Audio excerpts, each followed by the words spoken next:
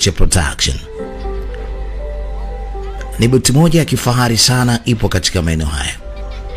Boti hii ilichukua familia, baba, mama pamoja na binti yao. Jamani, ni muda msosi. Mimi sina njaa. Unatakiwa ule. Anasema kuogelea unapoteza nguvu nyingi sana na tumbo litabaki kwa empty. Hautaweza tena kuogelea. Lakini ina haja kumlaumu. Kwanza ujue sijamwambia mimi atupikie. Nimesikia hayo maneno haya. Anataka kujua kama amechoka. Binti anasema sijachoka. Basi tuendelee na wale mazoezi yetu. Sasa anataka akae mbali naye. Alafu anataka amfuate. Let's do it. Lakini binti anaanza kuhisi kama vile alikuwa anaguswa chini ya miguu yake. Unajua kuogelea vizuri binti yangu. Yes, endelea tena hivyo hivyo. Sasa mtoto anaanza kumlomba babake, anampiga na miguu. Anabeba, unanipiga na miguu bwana. Sikupiga na miguu mtoto wangu. Mbona mimi niko mbali na kupigaje na miguu sasa? Baba, acha kunipiga na miguu yako. Kwani kuna kitu hata mimi mwenyewe kimenigusa ujue. Alimwambia hebu tuondoke haraka sana turudi katika boti. Baba tayari kashaanza kushtukia kitu. Haraka sana wanarudi katika boti. Wakati ule mama yeye alikuwa anapika ndani na alikuwa asikii chochote huko nje. Mara kwa mbali nasikia kama vile kuna kitu, ilibidi haraka sana atoke nje. Mama anawahi kumchukua mtoto wake na baba naye anataka kuwahi, lakini akawa amechelewa. Baba kila kikaanza kutaka kurudi. Wapi? Mtoto anamlilia baba yake. Lakini wapi? Baba anatafunwa vibaya sana. Mtoto aliita daddy. Aliita sana baba. Lakini hakusaidia kitu, baba alizamishwa. Mama naye inabidi amuite Eddie. Mama anamuita Eddie. Anakuja kuibuka baadaye akiwa na damu nyingi. Anakuja kuzama. Basi hakuweza kutoka tena. Ametoka tena bwana. Lakini alikuwa anapigania maisha yake. Anarudi na wanataka kumshika mkono.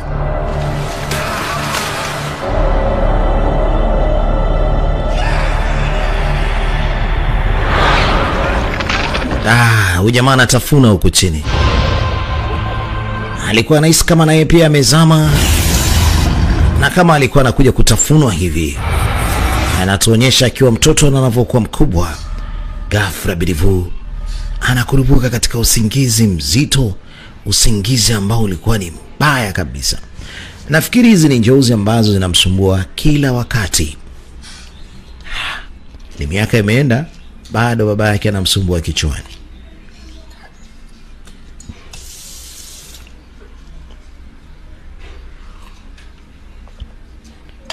Huwa na dawa maalum kwa ajili ya kutumia wakati anapokuwa hivi. Na huyu ni mume wake. Ameshakuwa mkubwa sasa hivi. Ni ule binti ambaye tuliweza kumuona amepoteza babake. So great. Anamuuliza vipi? Hujapata usingizi vizuri? Anasema hapana, nimelala vizuri tu jamani baby wangu.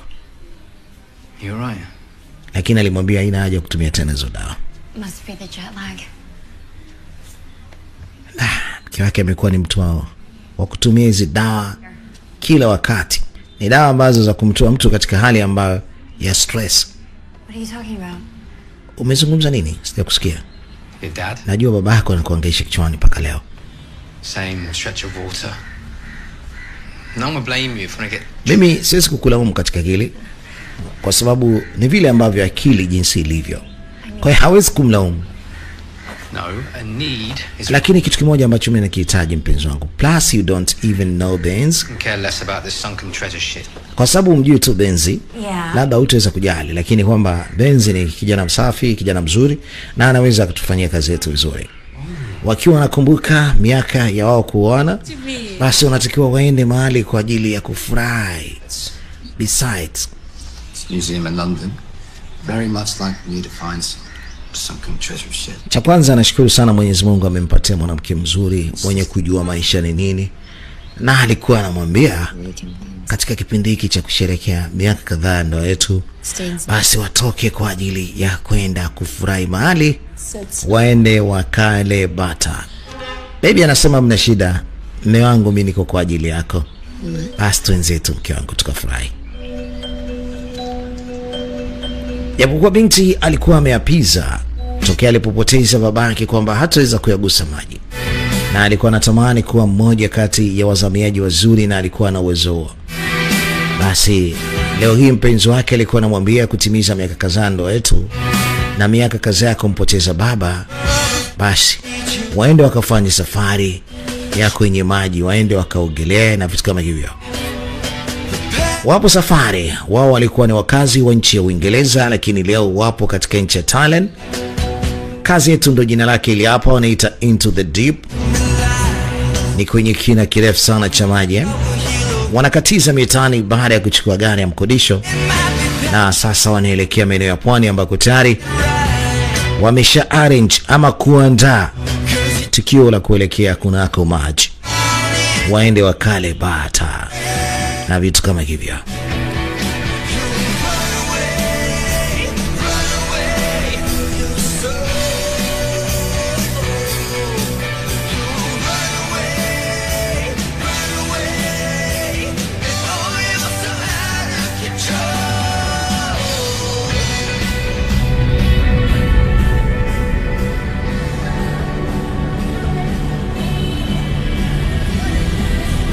Sasa wakati anapita katika mitaa alipata kumuona binti, lakini huyu binti mbona anajiona kama yeye?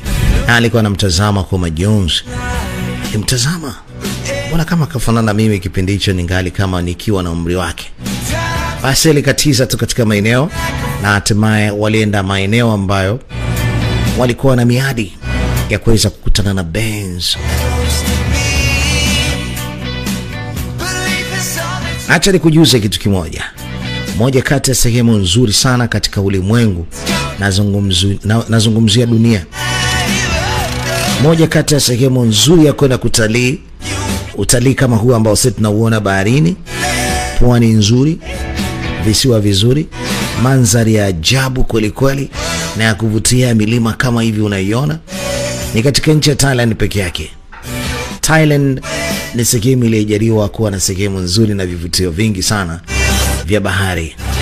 Ukitoka hapo unakwenda Filipino ama Philippines, unakutana na vitu vizuri. Ukitoka huko basi ni kule katika visiwa vya Hawaii. Lakini ukihitaji bahari nzuri iliyotulia ikiwa natural yenyewe, kwanza njoo Thailand. Ina vivutio vya milima ya ajabu sana, huwezi kuona sehemu nyingine yote. Wamebarikiwa hawa jamaa. Basi walifika katika maeneo ambapo hapa watakutana na boti ya mkodisho. Benz ndio kazi yake. Benz anamiliki boti hiyo ya mkodisho kwa ajili ya kuwapeleka watalii kunako pwani, ama kuwapeleka katikati ya vina vya maji kwa ajili ya kuogelea na kufanya utalii wa samaki. Alimwambia wala usijali baby, it's gonna be alright. Benz anakuja na boti yake nzuri kabisa hiyo hapo. Anapiga honi kuashiria sasa anaingia bandarini, anasema ni yeye shafika, let's do it, twenzetu, let's go. Is that it? Ndio? Anasema yes, ndio hiyo. Anasema hakika mbona boti nzuri kweli kweli. There he is, Captain Cock. Captain Cock. The reunion, what a good... Karibu sana mwanangu, kweli ni aje? Safi sana. I've ever been, mate. Bwana, kwanza nimejisikia vizuri sana kukuona tena katika hichi kisiwa. Huyu mwanamke mzuri hivi atakuwa ni nani? Yes, anaitwa Cassidy. Cassidy, huyu jamaa anaitwa Diamond Benz. Pleasure to meet you, Cassidy. Asante sana kuweza kukuona. Nashukuru, nimesikia mengi sana kuhusu. Still got this old Studebaker running. Kusema kweli Benzi ana mengi ya kuweza kuambiwa. Na Benzi ana mengi ya kuhadisiwa kutokana na ukarimu wake, uwezo wake wa kuwapeleka wageni kunako sehemu ya vivutio vizuri vya bahari.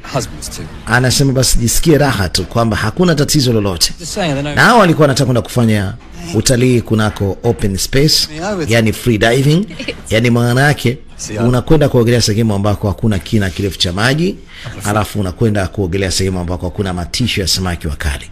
Yeah, it's out. Pierre. Estera, karibuni. Hawa wawili, Greg Branham. huyu anaitwa Greg Branham Mia. na huyo hapa kutana naye ambaye ni Cassidy, mke wangu wa maisha yangu. Usiniambie nimetania. Ni mke wa Cassidy hapo bwana. Nimefurahia sana kukuona. Yeah, no worries. No worries. So it's gonna be a party. Anasema si kama hivyo tuzetu katika pale. Kwamba na hawa nao pia wapo katika safari hii moja. Boti ni kubwa, kwa hiyo wamekodisha watu 4 leo. Everyone. Boti imekodiwa na watu 4 na sasa safari inatakiwa kuanza kuelekea kwenye maji. Jamaa anatoa salamu. Hi. Jamaa kama anatisha, inabidi tu acheke.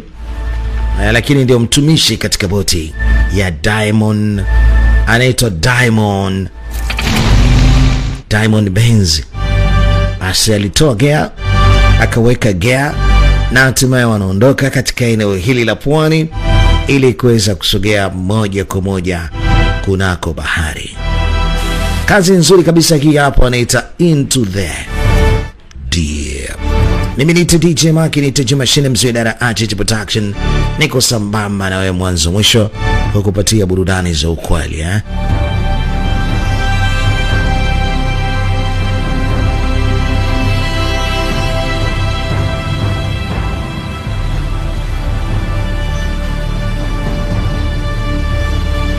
Mke wake japokuwa yuko na hofu kwa sababu bahari anaiogopa, japokuwa alikuwa ni mtaalamu wa kuogelea na kama ulivyoweza ona alifunzwa tokea ngali mdogo sana.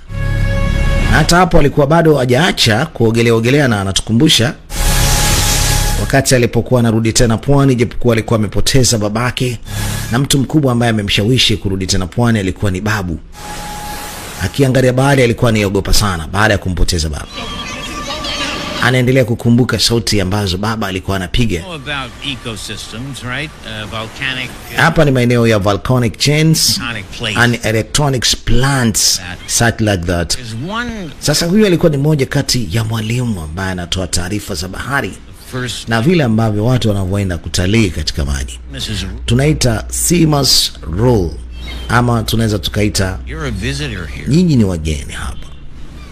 Na nyinyi ni wageni mnapokwenda katika bahari kule. Nyinyi ni wageni wao.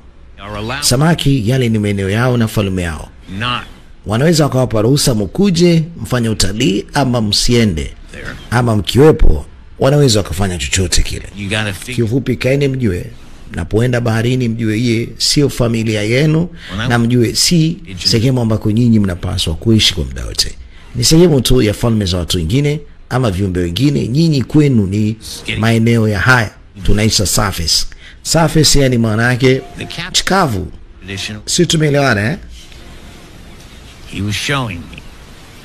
Sasa alikuwa ni mwalimu mzuri sana mwenye kuhadisia mambo mengi ya bahari na ufahamu mkubwa sana wa bahari, na alikuwa anajua jinsi gani ya kuweza kuambia watu wajue kitu ambacho kinawapeleka baharini nini na wao ni kina nani, wajitofautishe kwa kusema kwamba ile bahari sio bahari ambayo wao wanapaswa kuiona kama vile ni familia ama ni sehemu ambapo ni tawala yao. Hapana, ile ni tawala ya viumbe wengine kabisa ambapo binadamu haruhusiwi kuwepo, ila unaomba tu ruhusa ya kuingia kule kwenye tawala watu wengine. Mkileta masiara mnachinjwa na kufa katika tawala watu wengine. That is touch that and die. And you die. Yeah, touch that and you die. Touch it and you die. Pay attention.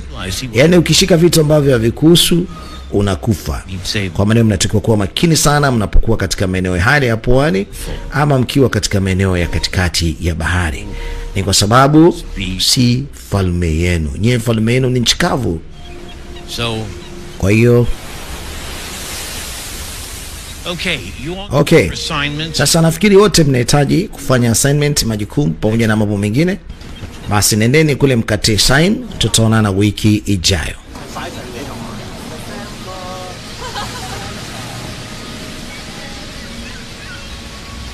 Hey, Grandpa. Hey, Babu. Hey, Peanut.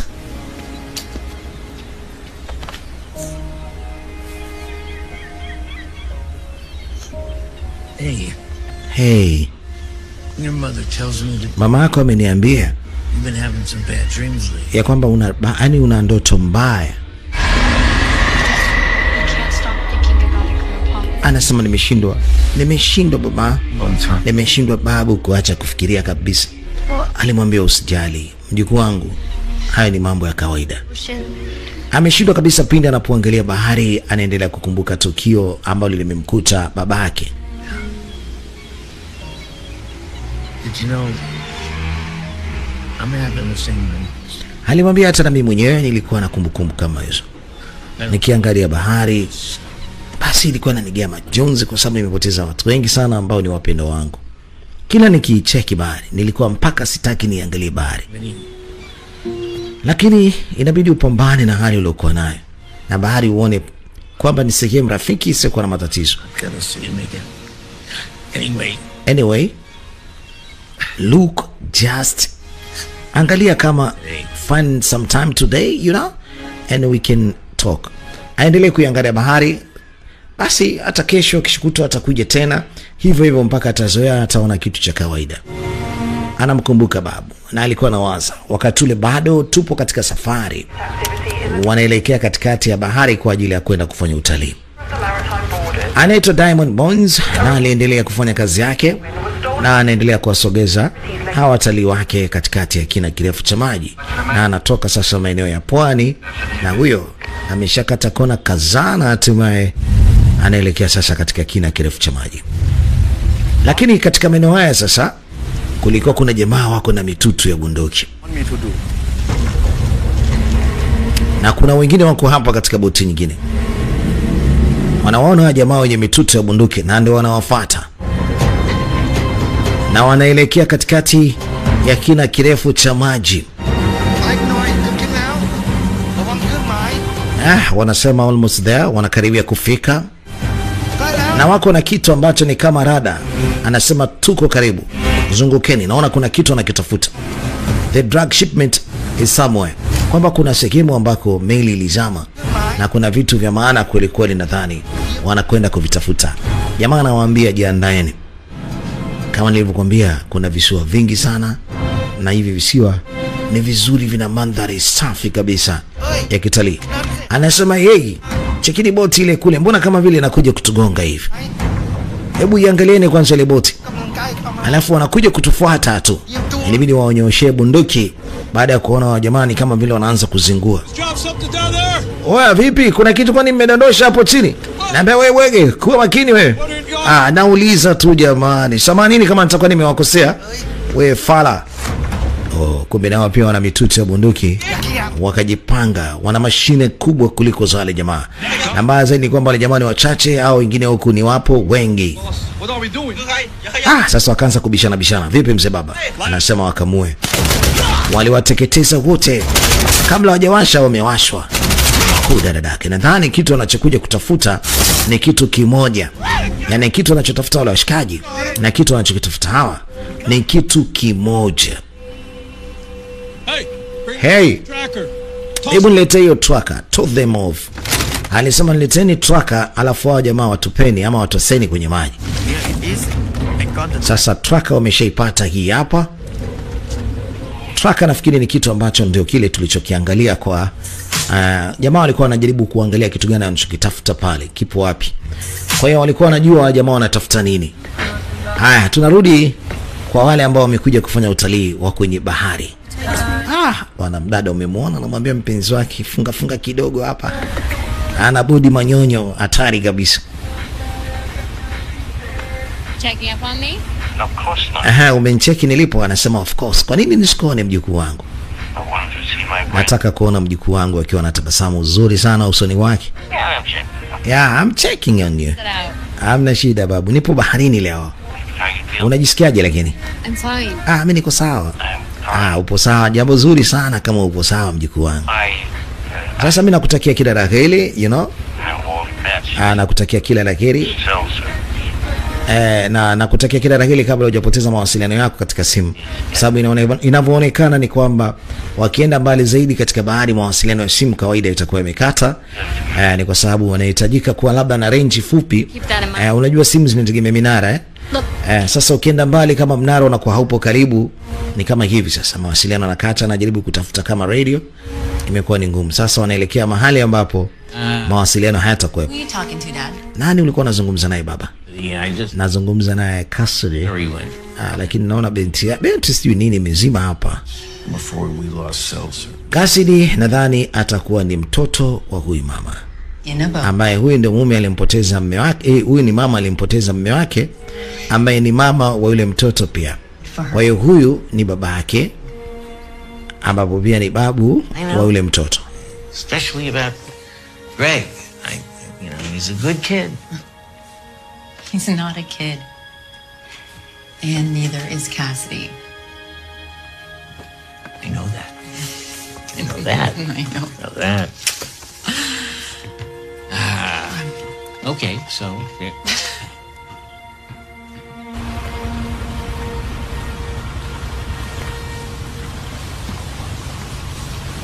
Hey, Hey, you okay? will you stop asking me that? Sorry. Who was that you were speaking to? Let me guess. Anataka kujua nani kazungumza naye. Anamwambia mzee wa Simas. You got signal? Namjua. Alikuwa anataka kujua ni nani anazungumza naye, lakini mwisho wa siku akamwambia lazima atakuwa ni mzee wa Simas. Yaani Simas ni kama wanasema nini? Simas ni moja kati ya vitu ambavyo vinapatikana baharini. What does it do? Is there a problem? Yes, there's a Sasa nauliza hiyo ni ya nini? about shark. Anaona kuna cage, yani ni banda la kuingia katikati ya maji. Anasema jamani, si tumesema kwamba tunakwenda kufanya free diving. I'll go dive for it. That is free. Sasa hii ni ya nini? Different. Yeah, so no cage then. Alisema there's no cage then. Wanaenda sehemu kuogelea ambako hakuna kivutio kama hiki cha kuingia nacho kwenye maji. Yaani lili banda ni kwa ajili ya kuingia nalo kwenye maji ili samaki wakali wasiweze kukutafuna. Sasa binti anauliza banda ni la nini na kati tunakwenda kwenye sehemu ambako hakuna samaki wabaya na wanakwenda sehemu ambako kuna free diving. Kwamba mnaogelea pasina shaka yote. Ambaye si umeona? Jamaa anasema kwamba ili banda halitumiki. Wanaenda sehemu isiyokuwa na mashaka. Benz. Basi samani Benzi. I should take the damn thing off the Bibi aliogopa sana kwa sababu kama walikuwa wanaenda sehemu ambako samaki wabaya watakuwepo na ndio ambao wamemuua babake. Hii ndio kitu ambacho ilimchanganya tena. Alikuwa kama vile amepagawa. Lakini kaambiwa hii ipo tu kwa ajili ya wafanyakazi au mtu yote ambaye anataka kudiving. Kama nyinyi hamtaki sawa, na nitawapeleka sehemu ambako nyinyi mnataka mkafanya utalii wenu. Came over me. I do. Lazima nifanye kile kitu ambacho mke wangu anakitaka, sawa? Siwezi nikafanya kitu ambacho mke wangu ukitaki. I need to be here. You know, Alisema lakini mimi siwezi kuogelea tena. Nahitaji kuwepo hapa. Akiakumbuka kwenye maji, hataki kusikia tena hii kitu. You said that they were monsters, Ulisema kwamba kuna monster kwenye maji. right? Na haya monsters yanazidi kukimbiza akili yako. To put a stop to that. Hebu acha kufikiria juu hilo. Anasema hawezi. Ni mawazo ambayo yanamjia tu kila wakati. Anajikuta kwamba hayapendi tena maji. Alisema sawa, lakini hata kama maji unayakataa, endelea kupambana na hiyo kitu inayokutafuna. Jaribu kupambana na hiyo hali kwa sababu kitu hii inaweza kukuumiza. I don't want to go back in the ocean. Sawa, sitaki tena lakini kurudi katika bahari. I don't want to. I don't want to. So, Ataki tena. are you Sasa uko tayari? walk around for the rest of your life? Yaani katika maisha yako ukiona maji tu yakimbie? Don't do. Yaani na maana kama mashetani anakuambia usifanye hivi, usifanye kile, utakuja kuumia, You gotta get rid of them. Alisema hapana. Pambana na huyo shetani anayekwambia. What about you? Sasa akamwambia mke wangu mimi nakupenda. Sababu kwanza wewe ni mwelewa, mwerevu, jasiri na kila kitu. I'm gonna go diving with you. Alisema sawa, nitakwenda kuogelea na wewe. Now or never, right? Anasema now and ever. Supposed to have fun. Sasa hivi hata baadaye ni kufurahi. I have some. Hamna shida. All right. Sasa unajua ni kwa sababu gani? Ni kwa sababu kama kumbuka babu alikuwa anasema shetani kama anataka kushinda ni lazima atakuwa na kukataza jambo. Go dive. Jambo zuri lazima atakwambia usilifanye. Hivi usifanye. Yaani kwa maana sasa usifanye kwa sababu shetani amekwambia. Huyu ni shetani. Usikubali. Aendelee kupambana na hiyo hali. Na ndio sababu akimwambia mpenzi wake sasa yuko tayari kwenda kuogelea sasa na baadaye. Na daima ataogelea akiwa naye. Check it out. Hebu cheki kitu hapa. The kilos down there, just wait. Inaonekana kwamba kuna kilo nyingi kweli ambazo zinaendelea kuwasubiria. Haziko mbali. We got a new mission, boys. Oya, tuna kazi mpya sema bwana. Sasa wanaelekea sehemu ambapo mzigo umeonekana kuwepo baada ya kuonyesha ile GPS yao. Are we ready to do some diving or what? Yeah. Right, guys, set the anchor. Everyone, Check your gear. I'm not coming down there to rescue. Let's say hello to Paris, all right? Are you not coming down with us? Oh, I've seen it before. Besides, take a look around. It's just as beautiful up here, isn't it? Are you ready for this? Do it. Let's do it. Yeah. Let's go.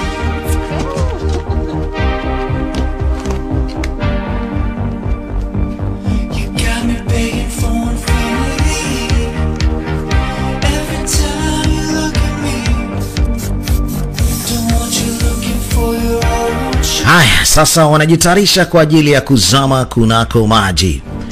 Wamesema wanafanya free diving isiyokuwa na mashaka, sehemu ambako hapo samaki hatari hawapo.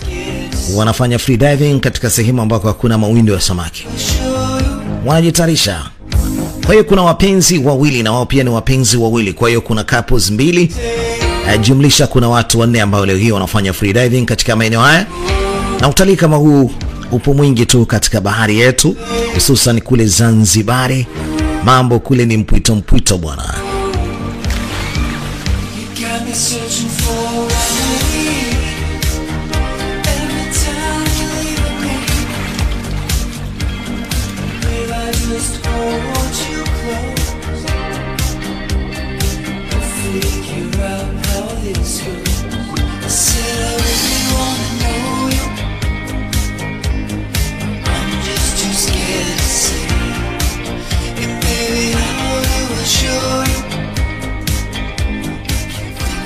Haya, sasa waliendelea kutembea katika maeneo haya wakiwa wanaendelea kufanya free diving, wakiwa wamebeba tenki zao za gas za kupumulia ili wasafiri umbali mrefu vile wanataka. Sasa katika tembea kwa bahati mbaya sana ama kwa bahati nzuri pia wanakutana na kama meli hivi imezama. Isije ikawa ni ile meli ambayo washikaji wanakuja kuitafuta na ile chombo yao inaonyesha kwamba ni maeneo haya, na tukiangalia vizuri kabisa ilikuwa ni kama meli hivi ya vita. Wana hapa mbele kabisa ni mjegeje.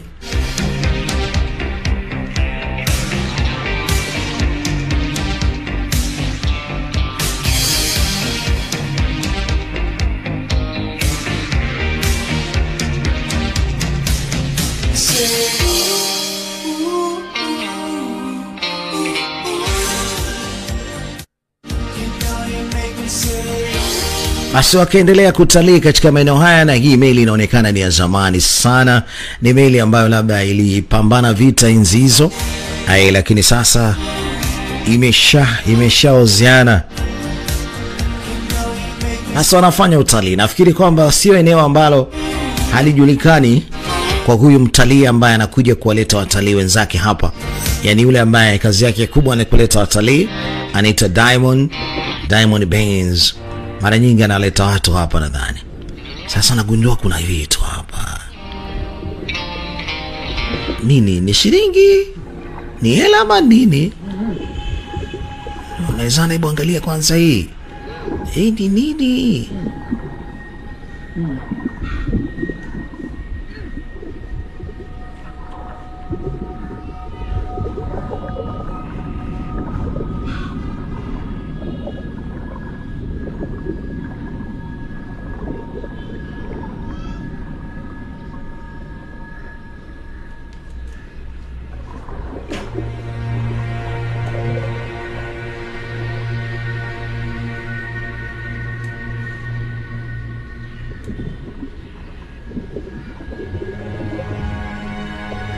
Kuna samaki wanakuja wanamdunda mshikaji. Samaki ni wadogo lakini wakorofi kweli kweli hao hapo. Mmoja ni huyu hapa, amekasirika, nyinyi binadamu nakuja kufanya nini? Ni vile ambavyo yule babu alisema, huu ni utawala wao. Wakubali ama usikubali. Na ukishika vitu ambavyo labda wao hawataki, wanaweza wakakuzuru. Wanaendelea kurekodi kila kitu wanachokifanya. Kuna cameras wamekuja nazo. Wow.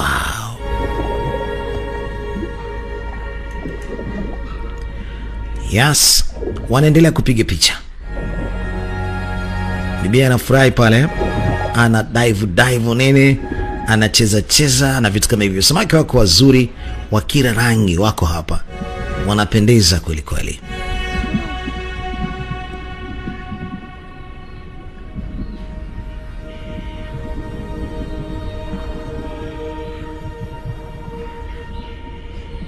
Bado wanaendelea kuangalia hivi vishilingi. Ni vishilingi vya aina gani?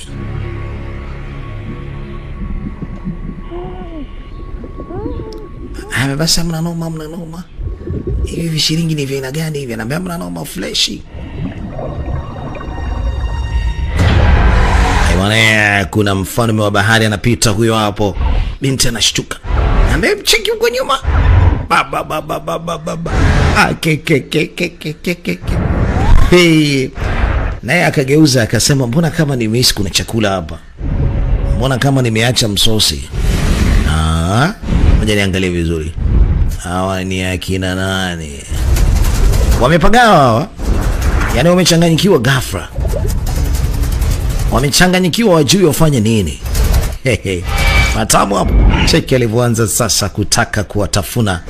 Ati binti ameenda kujificha katika ngazi hapa, akipiga na piga ngazi. Kuda dadake wamejificha hapo kwanza.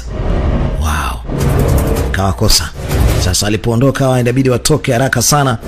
Watokee juu wasepe, waelekee katika ile boti. Yeye wana speed hiyo kama usamaki. Huku ni nyumbani na anajua jinsi gani ya kukimbia. Kawageukia. Kanasa huyu bwana mdogo anatafuna mguu. Kuda dadake. Tafuna mguu kaukata kabisa. Bwana. Mpenzi wake kule anakimbia, na akizubana pia anakufa. Jamaa anaondoka na mguu. Shasepa na mguu yule. Bwana, hii ni noma sana. Hawa walikuwa wajaona. Bado walikuwa kwa hapa. Na ndipo wanaona ikitoa wapenzi wengine hawa. Yule mpenzi aliyepata majanga ni yule ambaye wamekutana nao. Lakini wale ambao tunawajua sisi ni hawa hapa sasa. Yaani kwa maana huyu ni yule bwana mdogo ambaye sio alikuwa anaitwa Diaz, sio ni nani? Yuko na yule mpenzi wake hapo chacha. Sasa wale masteling katika hii kazi yetu ambaye ni wale ambao mmoja kati yake ni yule bwana ni yule binti ambaye anaona matatizo familia yake jinsi gani iliweza kuikumba. Yeye hajapata majanga pamoja na mpenzi wake. Sasa wanamsaidia huyu mjomba wamtoe juu, wasepe naye. Jomba anatembea hapo.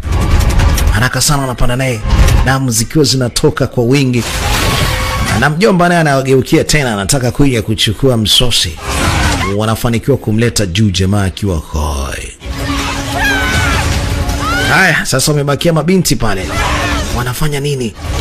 Mabinti ilibidi wavue yale mavitu, hususan yale magesi, matungi nini. Haraka sana wanakimbilia hapa. Lete mkono.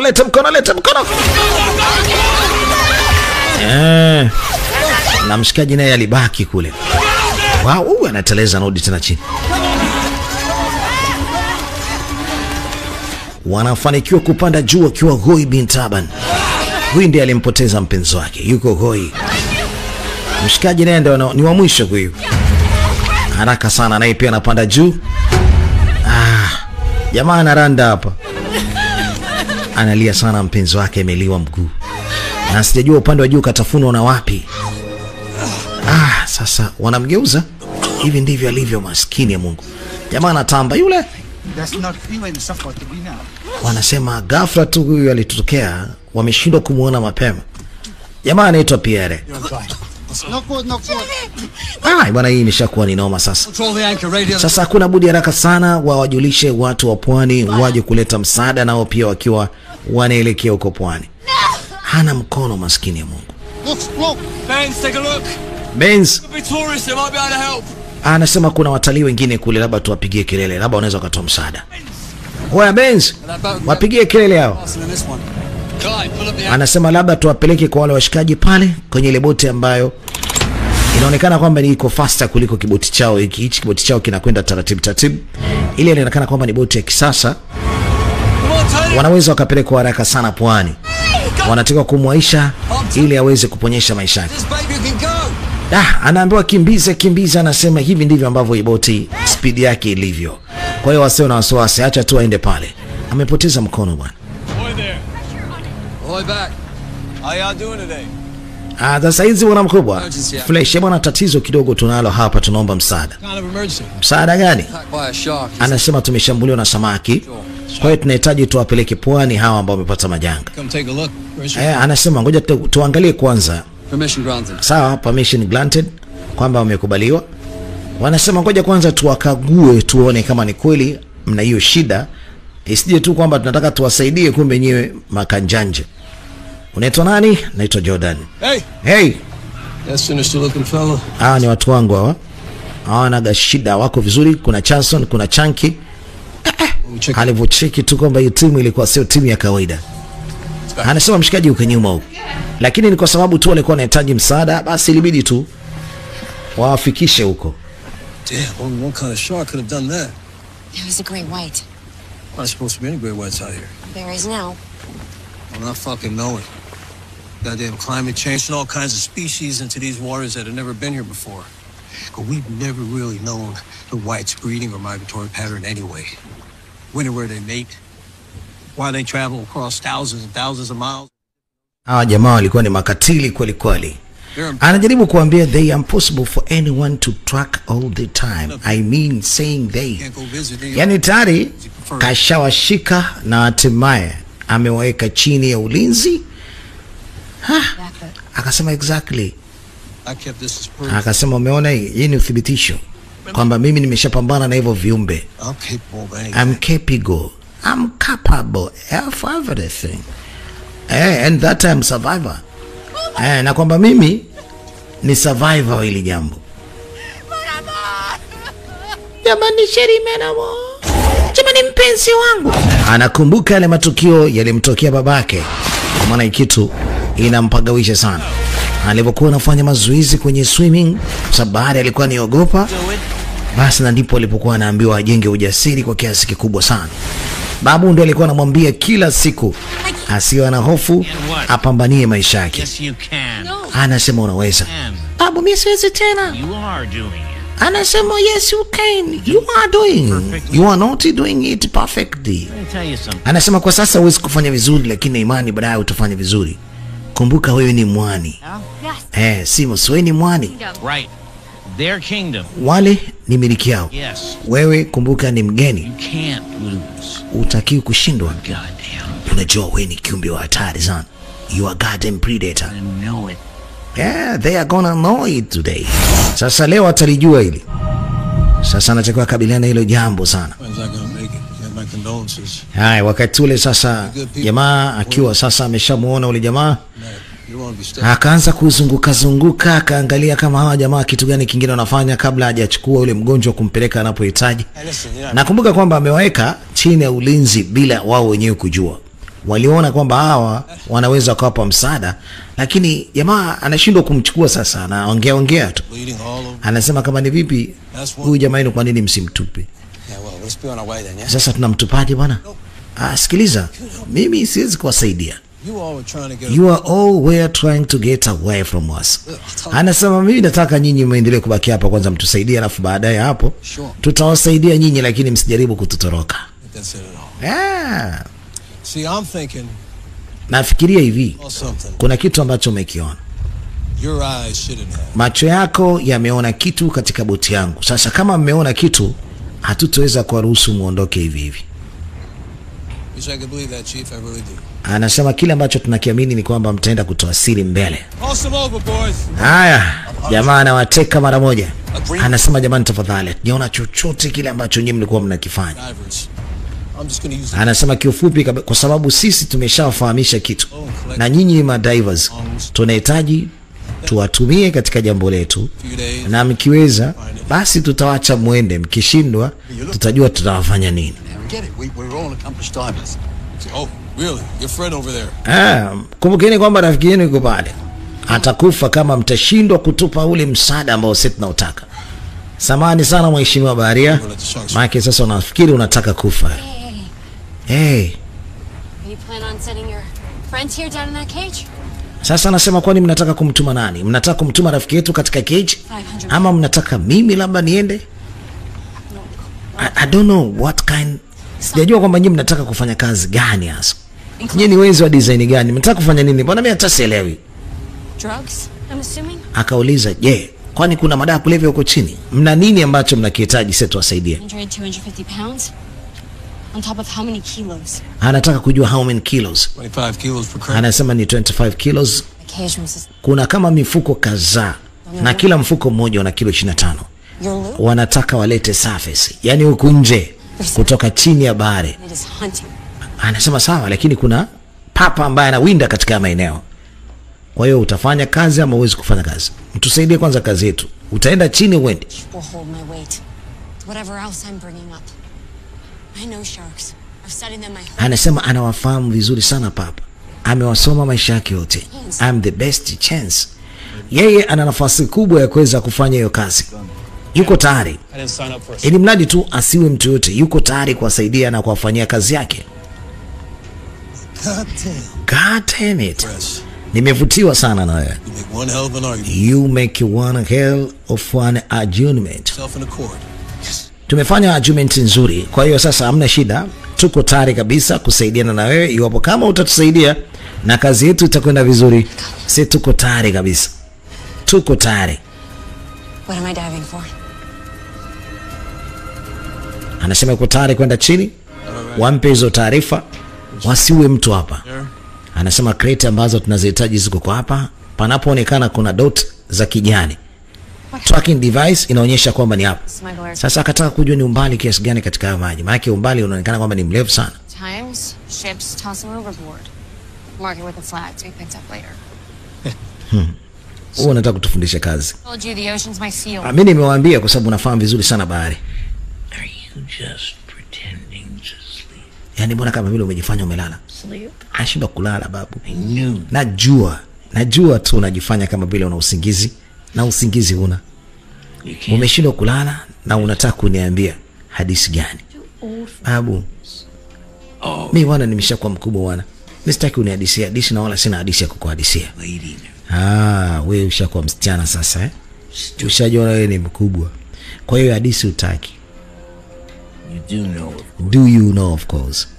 First of all. Nataka nikwambie wewe bado sana. Unahitajika usikie story. Study Nataka usikilize kile ambacho mimi nakwambia sasa. that you Babu akaanza kumhadithia hadithi. ordered to be. Hadithi za kale. Wow. The ocean is a dangerous wonders. Study every You gonna study everything about it. monster. Akamwambia bahari bwana ni kitu ambacho ni cha miujiza sana. Sasa mimi nachotaka uisome bahari vizuri na uitambue. Like you, Grandpa. Tokea siku zile alianza kuvutiwa sana na bahari na alianza kusoma bahari ili apate kuifahamu vizuri ikoje. Yule jamaa atakuwa tayari kashakufa eh? Mshikaji atakuwa tayari kashakufa sasa. Na wao wamekuwa chini ya ulinzi na binti hakuna budi kujitolea ili sasa aende chini akaangalia kitu ambacho wao wanakihitaji. Wait. Get in the fucking water.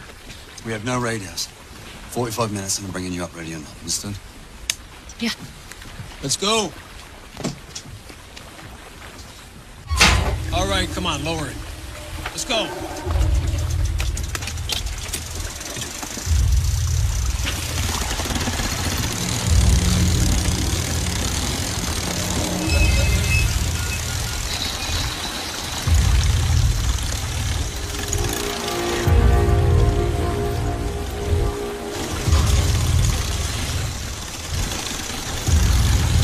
Cheche. Taratibu. Sasa binti ameanza kushuka kuelekea chini ili aende akaone hiyo mifuko yenye kila moja ina kilo 25. Girl, you got that. Alisema mna shida, huyu binti ni jasiri. Na imani kabisa mzigo wetu atatutolea huyu. Yuko vizuri huyu binti. Yuko vyema eh?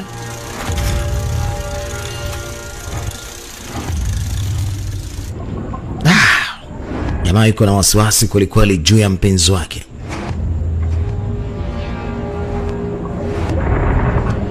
Ni kina kirefu cha maji binti anapaswa kushuka. Na anashushwa chini ni mbali kwelikweli.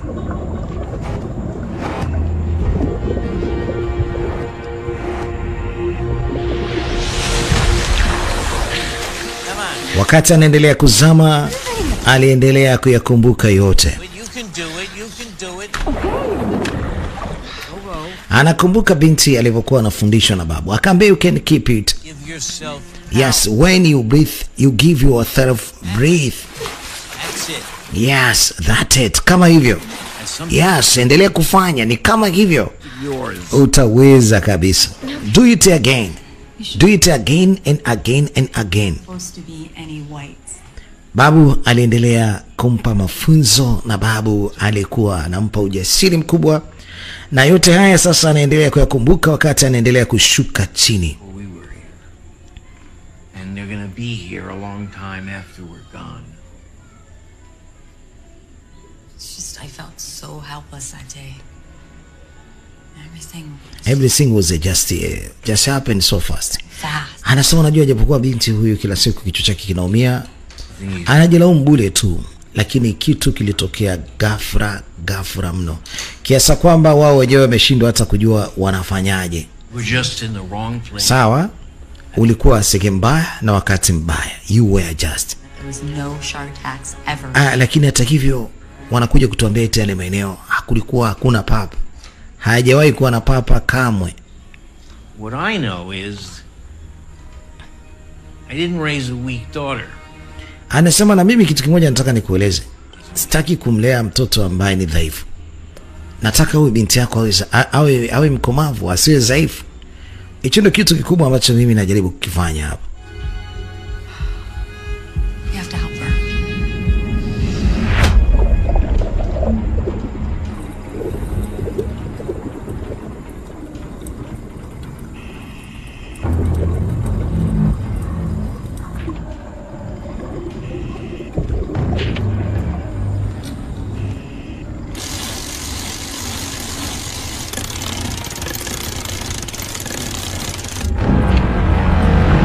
Sasa anaposhuka chini bwana, alikutana na mwamba wa baharini. Anapita hapa. Huyo hapa. Tena sio mmoja, kumbe wako wengi. Na mmoja ana kama kilo 2000, yani ni mkubwa kweli, sio mchezo. Binti kashazungukwa. Anafanyaje? Ana silaha yote, labda ingemchapa ingesinzia. Hana hizo silaha. Sasa anatakiwa kwenda kuchukua mifuko, na hii mifuko yenye ina kilo 25. Mfuko mmoja huu hapa anapata kuona, anawezaje kuufuata ule mzigo alafu chap apate kurudi hapa. Patamu sana. Nafikiri wauza madawa kulevya huwa wanafanya mtindo mmoja.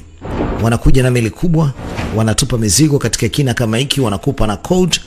Basi wewe cha muhimu mwenye boti ndogo kama vile za kutalii, mnakwenda mnachukua hiyo mizigo, kwa sababu nyinyi mkienda mnaweza mkaenda bandari yote ile, lakini meli kubwa ni lazima ifike katika bahari kuu.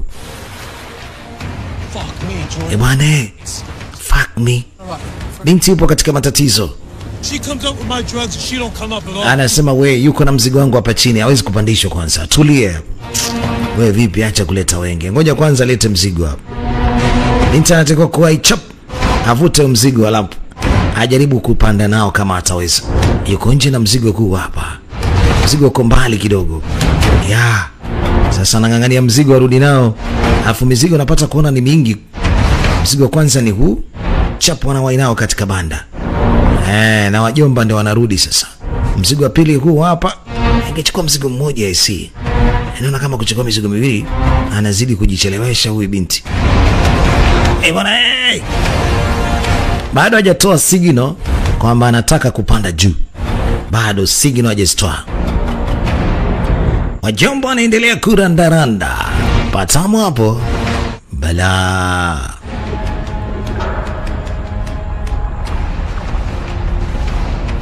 Mbona kama anakusanya na mzigo mwingine? Mbona kama binti ogopi, alafu wajomba tena wameshapata kufika hapa. Mwenye mke wake kichwa kinamuuma. Jamaa wanasubiria signal tu waweze kumpandisha binti juu. Anafunga mizigo vizuri. Wajomba sasa wanarudi. Patamu hapo.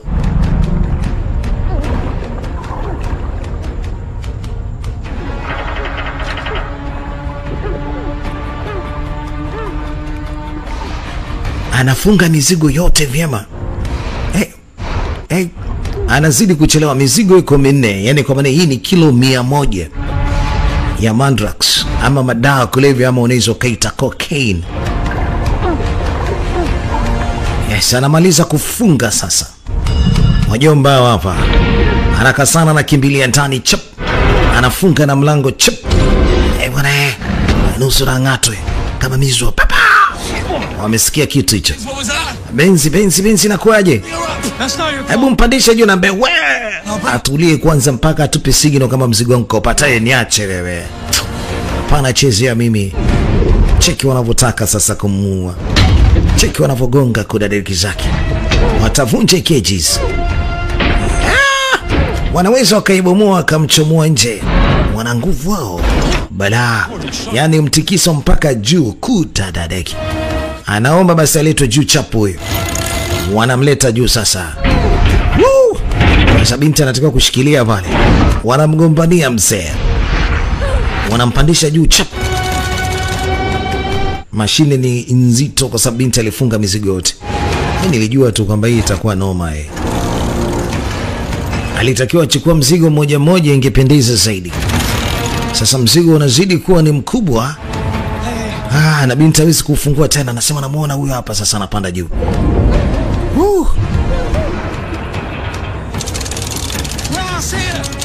I see ya. Namuona anapanda huyo hapa. Namuona. Sasa kamba isije kakatika kwa sababu unaona kama vile uzito umezidi kuwa mkubwa. Hawa jamaa wanazidi kugasi hapa. Wanagonga boti. Wanagonga ile mashine, wanagonga na boti. Haya, mzigo mmoja huu hapo umeutafuna. Mzigo unamwagika. Sasa jamaa wale si watafuta madawa na mtoto wa kike naye atayavuta madawa. Banda lilisharibika vibaya. Anasema dili kwanza kuda dadake asipande juu huyu. Kleti ziko wapi? Anasema nimefunga kleti zako kudadiki zako wewe. Nifunguleni kwanza nichomoke hapa.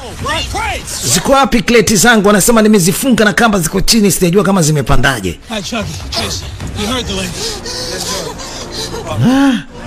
Kuda dadake. Jamaa anasema anataka mzigo wake. Itabidi wewe upande sasa mwanangu, itabidi wewe uende. Mimi nitamtandika mmoja hapa. Ingia ndani huko.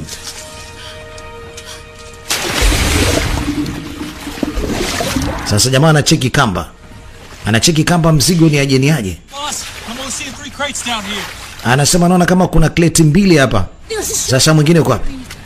Mzigo mwingine uko wapi? Anasema zote nimefunga 4, zote ni 4 nimezifunga. Wewe acha kunizingua, nimesema mizigo iko 4. Sasa mbona inaonekana mizigo iko 2? Hiyo 2 iko wapi? Sasa mimi namuua. Mimi siwezi nikaacha kama mzigo wangu siuone. Mjomba anaenda. Mjomba ambaye alikuwa anacheki mzigo anakwenda na maji. Inabidi sasa gombanie bunduki kudadeki kichapa. Haya, mshikaji kasukumwa ndani akiwa amesinzia, haelewi. Na risasi zinapiga. Jamaa anakuja kushtuka yuko ndani ya maji. Inabidi ajitetee faster. Huku yule ambaye alikuwa ameenda kucheki mzigo na mwenzake naye pia akavutiwa ndani. Wanatafunwa wote wawili. Kudadadeki. Magaidi wawili wanatafunwa. Alafu kumbuka wale jamaa wameshakula madawa ya kulevya. Maji si ndio yale? Wamevuta madawa ya kulevya yote, wameabugia. Yaani kwa maana wamezidi kuwa mateja, wamechanganyikiwa. Patamu hapo. Binti anatukumbusha mengi yeye na babu yake. Anasema siwezi kufanya tena. Unaweza. The ocean is a dangerous. It is a wonder.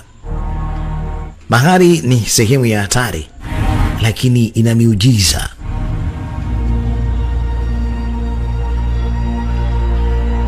Haya ni mambo ambayo anayakumbuka babu jinsi gani alivyokuwa anamwambia haya na yale.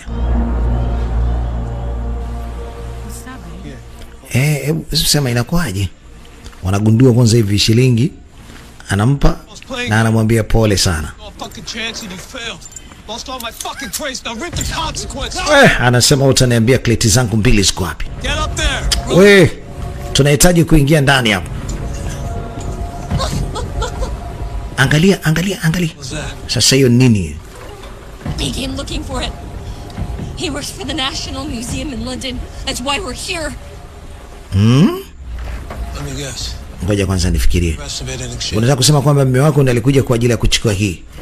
si ndio? More of it. Kwa sababu yeye ni mtu wa makumbusho kutoka London, Uingereza. Hiyo sisi tusu. Utarudi tena kunako maji kwa ajili ya kunichukulia mizigo yangu. Diving. Oh, you speak, you feeling better there? Fuck you. Unazungumza nini wewe? Unajiona kwamba uko sawa hapo eh? Like I said, Takutua ngari sasa. we can take you to it. We can take you to it. It's worth Hamna shida, haina haja kutua. Tunakuletea mzigo wako. Please, Fucking lie to me. usije ukanidanganya. Wamesema wako tayari kwa ajili ya kuleta mzigo. Mshikaji ilibidi kwanza aende mbali. Wale papa wamekula watu vya kutosha. Kulikuwa kuna boti ya wavuvi, nafikiri ni wale wa mwanzo waliouawa. Sasa anaifuata hiyo. Mungu si Asumani, huenda anaweza kafika. Wale samaki hawajamgasi. Nafikiri walikuwa wanagombania msosi, wanakula msosi kule. Jamani mchumba wangu. Jamani japokuwa amekufa, jamani msimtope. In this heat? Unatakiwa nishukuru mimi kwa sababu wakimla huyu watakuwa wameshiba, wataondoka. Ni washenzi wakubwa, ni ma monster. I'm just a guy trying to get by like Unajua nini? Mimi ni mtu ambaye nimejaribu kuweka mambo sawa hapa. Ili usije ukapoteza maisha na wewe. I kill. Huh? Unasemaje wewe? That's what I thought. No, you're going down with her this time. Sasa utaenda wewe chini wakati huu. Yeah, well, better be. It's your last chance. This is your last chance darling. Hii itakuwa nafasi yako ya mwisho. Utaenda wewe chini kunichukulia kleti zangu zilizobaki. Acha kunyeka hapo. Tuko sawa? Umenielewa?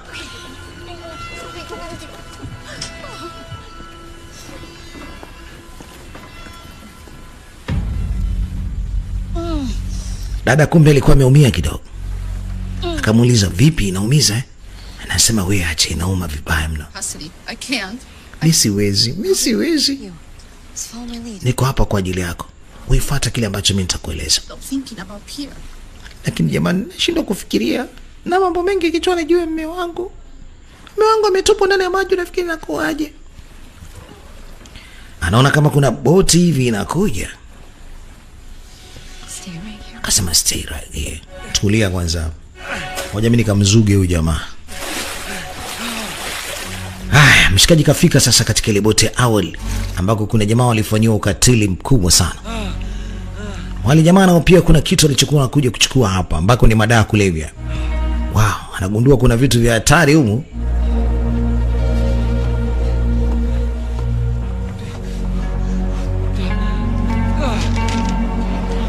Anakutana na maji ya kujali kwamba ni maji ama mikojo. Kwanza akaipiga maji haya.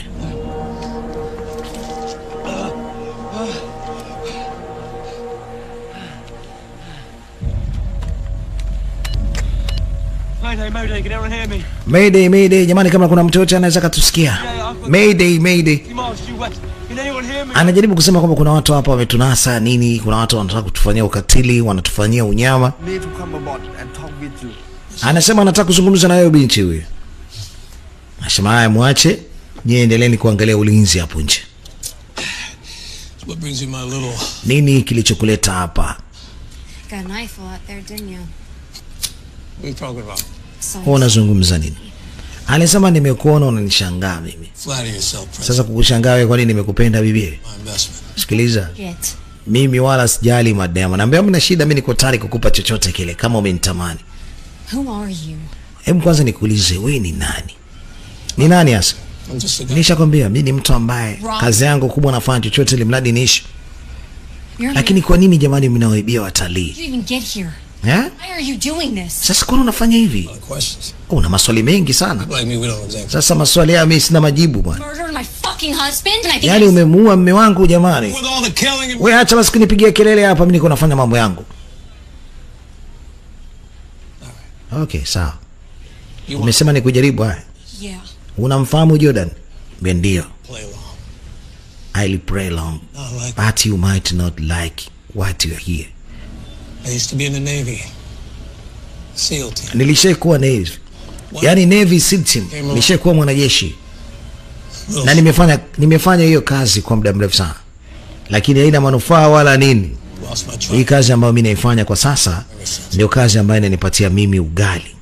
Natengeneza maisha. Told you weren't gonna like it. Nimeshakwambia hiyo ndio kazi yangu ambayo mimi wanafanya siku zote. Nafanya ukatili, nafanya chochote kile kwa sababu nipate chakula. Living off of scraps of what others earn? You might want to watch that tongue of yours. Lakini jaribu kuangalia pia mdomo wako. Country. Mdomo umpunza ndobe. It's gold. Kwa kile anachokuwa nakiongeongea kitakuja kumpunza na ataweza kummaliza. I gave you my word. I gave you my word. Nakwambia kile ambacho mimi nakwambia. Nitakuacha uende kama utaleta ule mzigo wangu. Keep in mind. Alafu sisi tunaondoka. This would Eka akilini hii. Sina haja ya kukubaka, sina haja ya kukufanyia ukatili wote wa kijinsia. Wewe, kuna watu wanakuja. Wakina nani tena? Wamechanganyikiwa katoka nje faster. Ili waone ni nani huyo anayekuja. This ain't good. Hii ishakuwa noma sasa.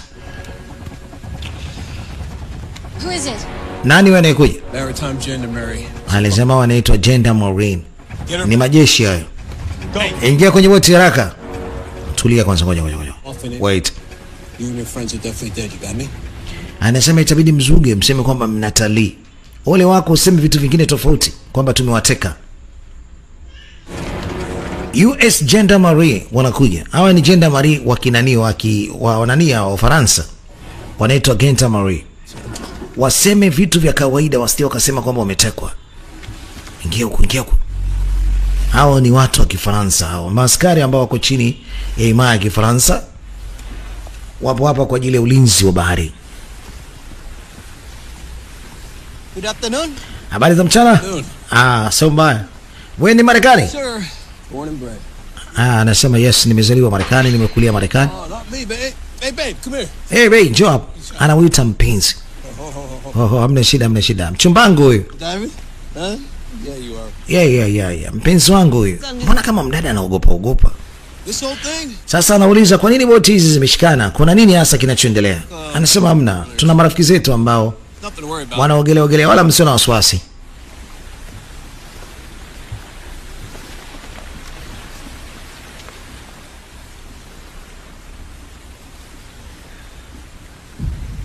May I see your paper, please? Naweza nikaona karatasi zako? Problem? Kwani kuna shida mzee? Would like to see your paper, please? Nataka nione papers, vitambulisho na vitu kama hivyo. Kama walikuwa na karatasi za kutalii. I'll go get them. Anasema mna shida, ngoja niwaletee. Be right. Line them up. Kuda dadake.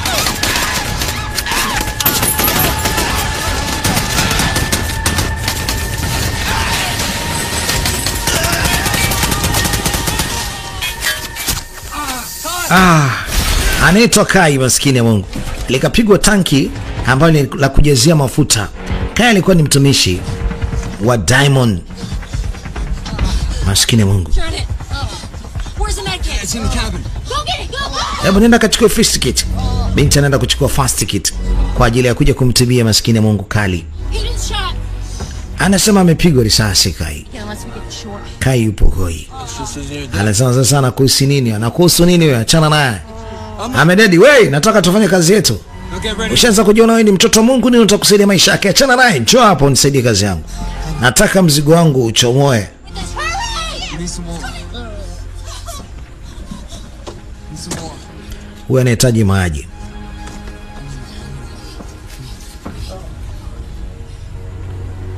Check their boat for anything useful. Hebu cheki wote kudada kizao. Fanya haraka sasa. Acheki katika ile boti ya serikali kwa ajili ya ulinzi. Wanaitwa National Guard. Ni walinzi wa bahari ambao ni wa Kifaransa wale. Sasa kuangalia. Sasa naona kwamba sehemu ya kupiga start iko hapa chini. Wow. Akicheki vizuri kuna bunduki zimeachwa kwa bahati mbaya. Jamaa walichukua bunduki zote.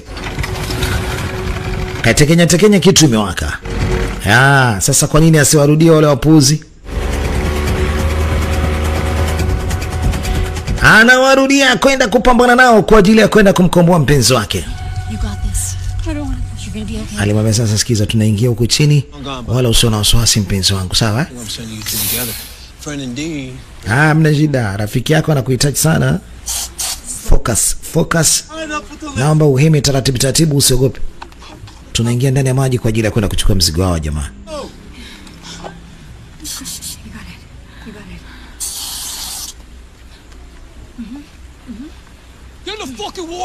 Ingia ndani ya maji kudadiki zenu.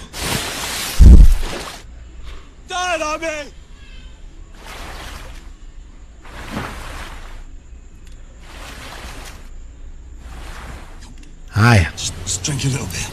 Huko anahangaika na Kai. Come on, you know he ain't gonna make it. Wa, chana naye huyo, hawezi kupona huyo kwa sababu tutakaa muda mrefu mpaka tufanikishe zoezi letu. Na istosha atatutesa tu. Tunavutaka kupambania maisha yake, muda unazidi kwenda na mambo mengine yatakuwa yaende. Sasa mimi nachokuomba tu uachane naye mambo mengine ili aende huko. We're all gonna be parting ways if you catch my drift. Not even the word is worth shit. Nasema jali maneno yako wewe unaongea, usiongee upuuzi. Mimi najaribu kukuambia ukweli. Kamtandika risasi nyingine za kumuongezea safari. Woo! Tafute kuna riki zake, mchape muue huyo.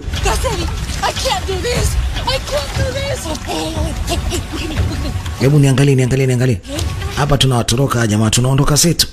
Jamaa alipigwa risasi, kaingia katika boti yake. Kaingia katika boti ya wale shikaji. Jamaa wanamtafuta huku. Wanamfuata ili wammalize.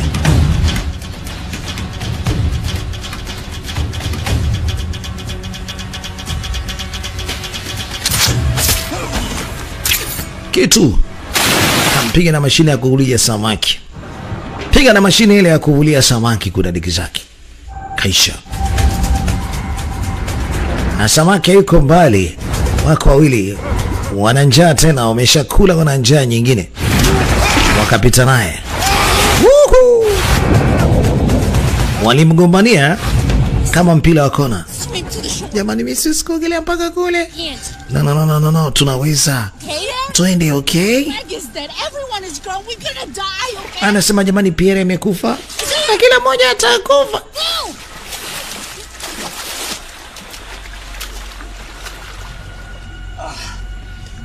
Jamaa kapigwa kwenye bega. Hii ni afadhali kwake kwa sababu kwenye bega sio sehemu ambako kuna viungo vya ndani ambavyo ni muhimu kama vile figo, mafirigisi, mabandama, mapupu, makongoro. Amekwa chini ulinzi. Na mimi mwanangu, si unajifanya yeye bonge la baba Piga risasi ya tumbo, huko ndio kubaya sasa. Umeona Sasa boti yako kudadikisha kwanza, hatuitaki tena na wala tutaki msaada wako. Umezingua na sisi tunakuzingua sasa. You should thank me. I'm giving you a good death. Alimwambia unishukuru kwa sababu nakupa kifo kizuri. Kifo ambacho hakina hata maumivu makali. No.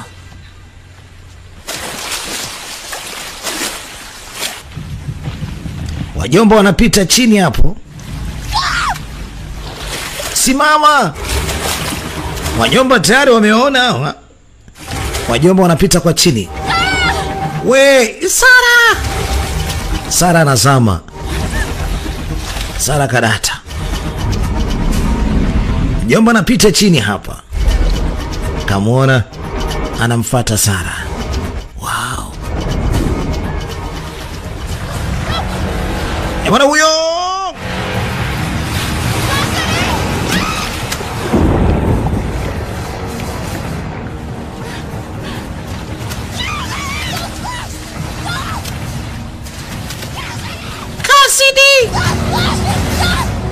Alimwambia acha kuchanganyikiwa. Ala, mzake kashanaswa vizuri kabisa. Anatafunwa vipande.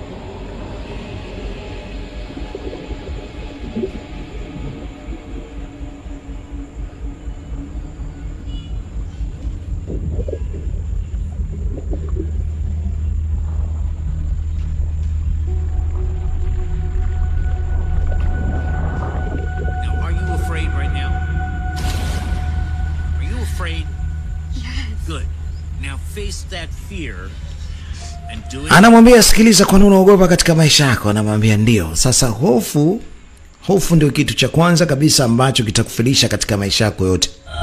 Hofu ndio kitu ambacho kitakusababisha wewe ufe. Umenielewa eh? Sasa anatakiwa sio na hofu, akabiliane na kila kitu kinachokuja mbele yake. Na yuko ndani ya maji kwa sasa. Anatakiwa sasa akabiliane na kila kitu bila kuwa na hofu yoyote. Hebu tuangalie hapa inakuaje hii kitu. Taweza kweli?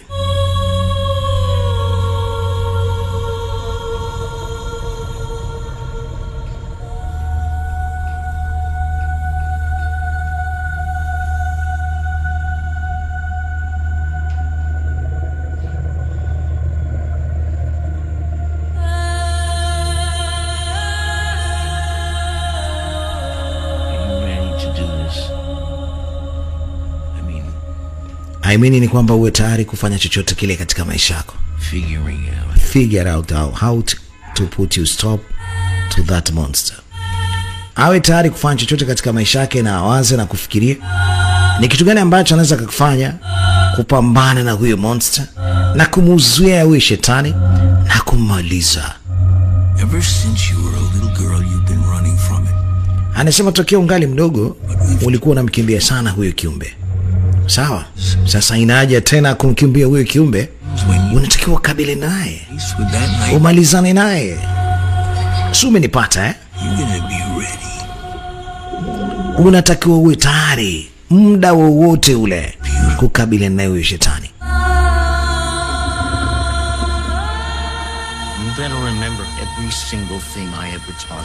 Na ukumbuke kile ambacho nimekueleza katika maisha yako. Unatakiwa uje kukabiliana nacho hapo baadaye. Si umenipata eh? That kingdom is your kingdom. Alimwambia sasa ule ufalme wao ni ufalme wako pia. Si umenielewa? Ufalme wao ni ufalme wako pia.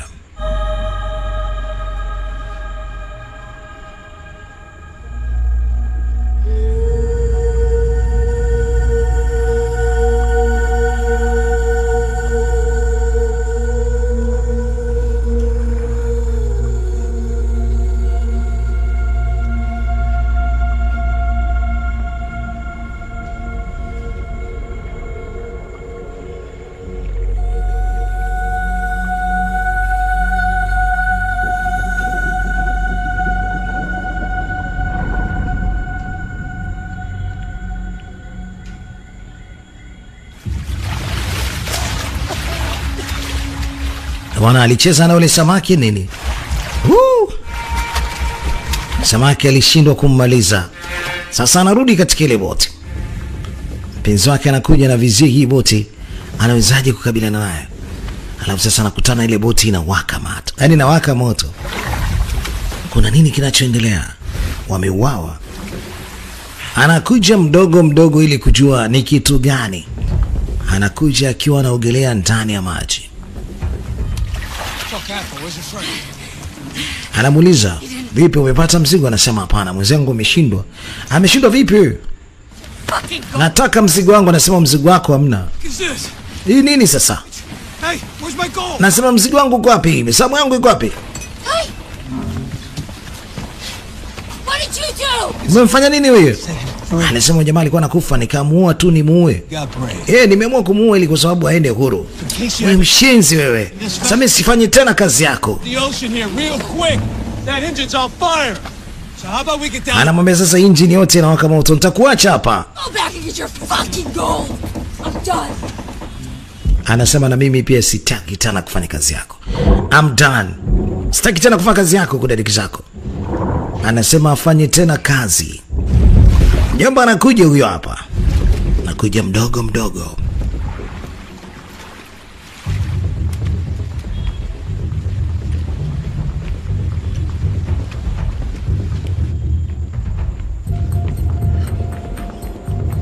Baada ya kuingia kwenye boti sasa anatafutana na mjomba wapi alipo amalizane naye. Anamwachaje sasa kwa mfano? Hawezi kumwacha Patamu hapo. Bala.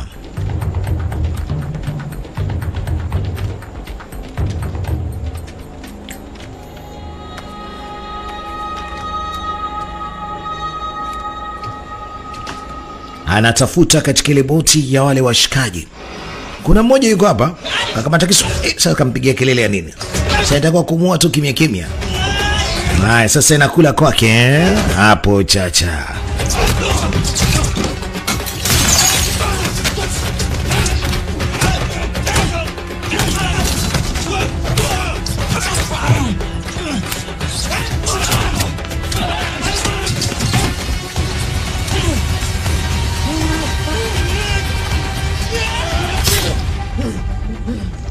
Wanasema kuishi na Babuji imekula kwake.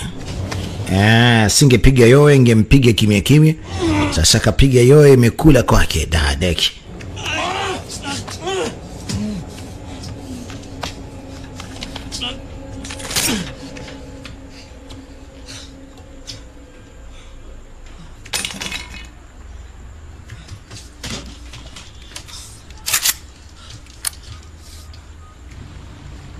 God!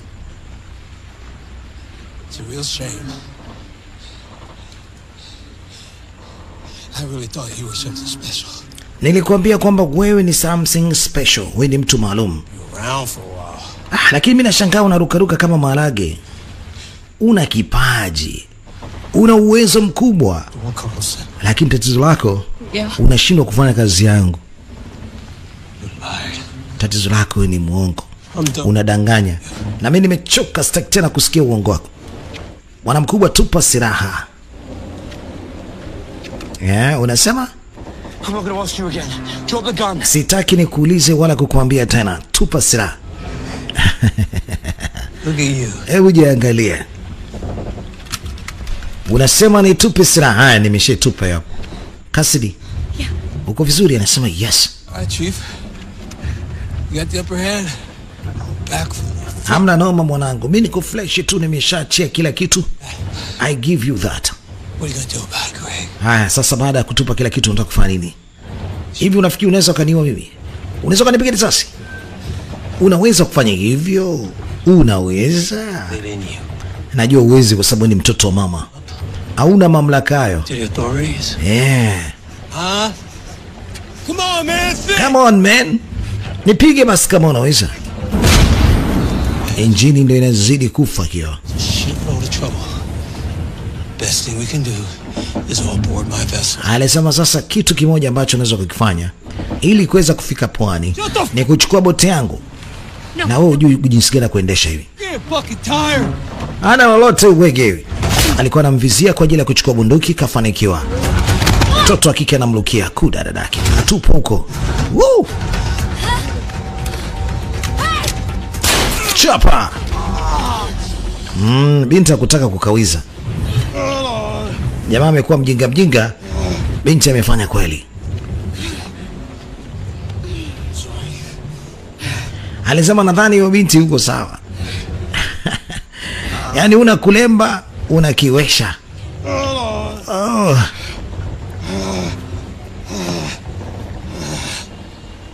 Kudadeki. Kudadeki. Enda kufa na mwanamke ndio ananipiga risasi asi. Nasema nyanyuka. Nyanyuka.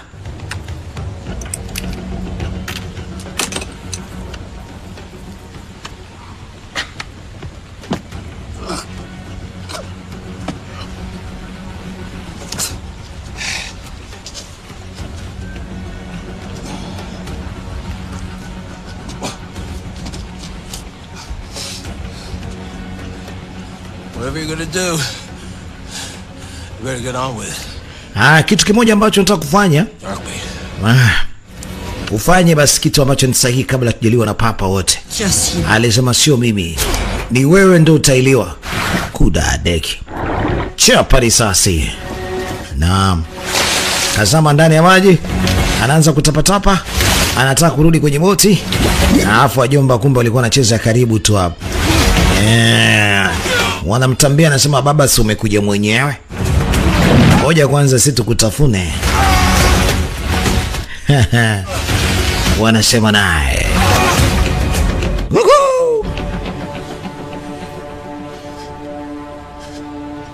Kazi imeisha. Haraka sana waelekea katika kile kiboti kidogo alichokuja nacho. Anamkumbatia mpenzi wake, haamini macho yake. Hakika umepona. Wow. Hivi ni wewe? Nilijua tayari umeshapoteza maisha.